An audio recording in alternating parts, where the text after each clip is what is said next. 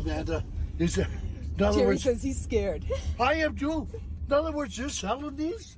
Self-driving cars freak us out. We've all seen the images. People either spot one or get in one. There's this knee-jerk reaction. Something doesn't sit right. The uneasiness is strong, like something's being taken away. Maybe that's because deep down, we all feel that freedom itself is being slowly washed away.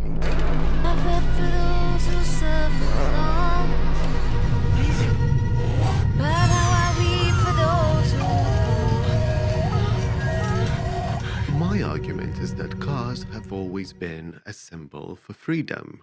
Either you're 16, 17, or 18, or whatever, getting your license is a rite of passage. It's almost like your legs stretched overnight. Suddenly, you can go further, faster, on your own terms, on your own time. The world feels open. Even car adverts know it. They almost always show a lone figure on the open road with control and destiny on their hands. Movies do it too. Every rebel, every rule breaker, every hero at some point get their own car sequence. The open road as the stage for defiance and freedom and independence. The reverse is also true.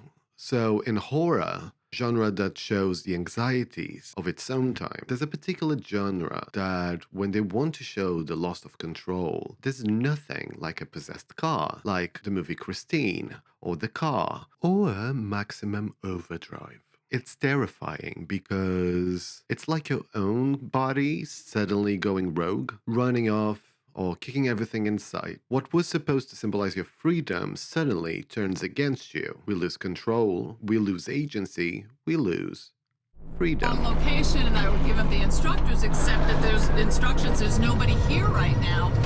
Now I'm gonna have to call support and see what I can do, because I'm completely at a loss right now. One thing we need to talk about is motorcycles, because they also embody freedom. There's a clean split here, which is cars embody just the concept of freedom, space, and continuity, but motorcycles embody the exposed freedom, a risk, and immediacy. So the mythology, the symbology of the car itself has to shift. I'm not an AI panic kind of person. I don't think robots are going to take over.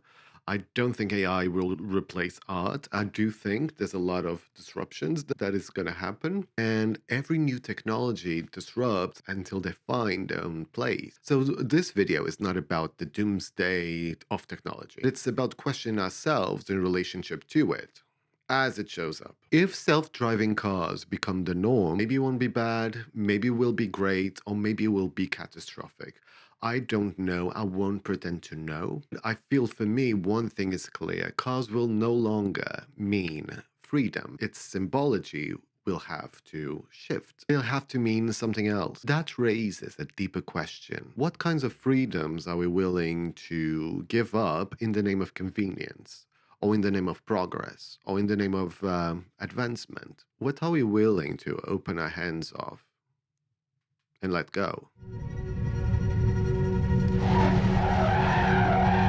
It's just an image seen often on television. There's a counter-argument here. Were we really free anyway? Most of us drive actually in endless traffic. We have to go to jobs we don't like that are far away from our house. A lot of us just spend more time stuck in traffic than moving. These cars that drain our money in fuel, insurance, or servicing. This open road idea, this open road myth, is more fantasy than actual reality for most of us. But nonetheless, the myth remained. I'm sure everybody that drives that at one point on a stressful day thought, I can just keep going. I can just keep driving. That's tied to the idea of freedom. The idea that one day you'll keep driving and you'll never look back. You'll be free. This is the part where self-driving cars undercut. And if you weren't free, the myth and the symbol and the possibility was still there at your reach, at your control if you decide so. But with self-driving, the myth itself changes. The possibilities are different. You have to put on the computer the endpoint. Freedom. We're gonna have to ask ourselves again, what are we willing to trade for convenience? We already give our data away. We surrender our privacy for security. We let our phones ransack our attention in the name of entertainment. So cars are not by any stretch the only way control of freedom is being taken away. The way cars are different is that they were always a powerful symbol, a myth about how far we can go, a myth and a symbol of choice itself. And that's why it feels scarier when that symbol changes.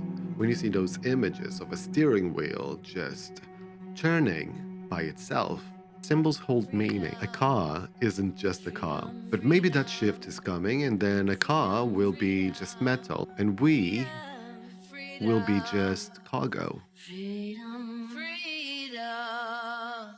Thank you for watching. Michael, if you're watching, yellow car. Lovely lady.